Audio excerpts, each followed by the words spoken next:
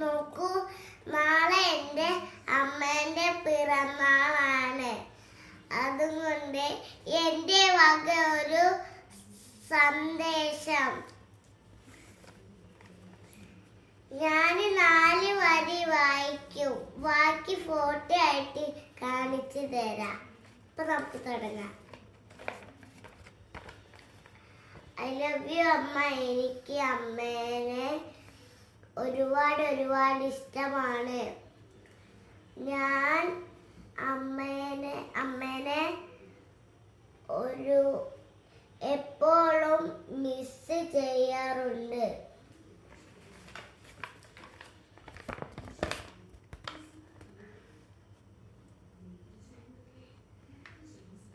കണ്ടോ ഗായ്സ്? പിന്നെ പറയാം. അടുത്ത വീഡിയോയിൽ കാണാം. Bye guys.